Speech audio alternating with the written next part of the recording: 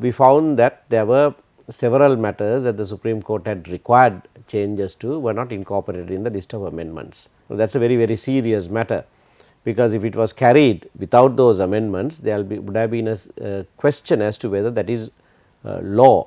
However, we have another article in the Constitution, article 80 sub article 3, which says once a speaker signs the bill into act, nobody can challenge the validity of that act. So, there would have been very serious doubt as to whether this was indeed law or not. Once I raised the issue, that written document that I gave to the speaker was conveyed to the additional Solicitor General who was in the officials box, and I also had to go into the box and meet with him, and then I was told that all of those were being incorporated. Now, that is contrary to the practice that before 12 noon all of the amendments that are being proposed must be tabled for every member.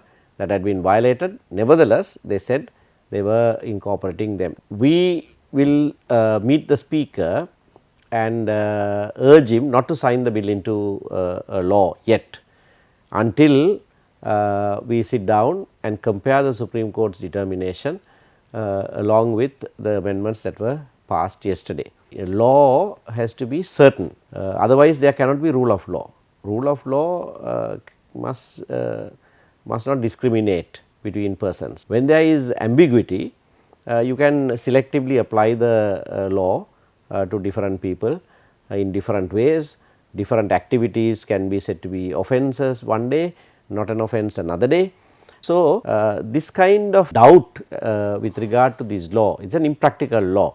When I appeared before the Supreme Court challenging this bill, we urged the Supreme Court to declare that the whole of the bill was impractical. Supreme Court did not make that ruling. Nevertheless, my view is that it is an impractical law, and that will leave lots of doubts in people's mind, particularly at a time when we have an economic crisis. No investor is going to come into this country when the law is not certain. Today, transactions are done online. So, this is a very relevant issue that they will consider. The government has taken this approach of bulldozing this bill to make it law, because it is an election year and they want to suppress the freedom of speech during an election year, and in that haste they have gone and done this, which is going to seriously impact on the economic recovery of this country.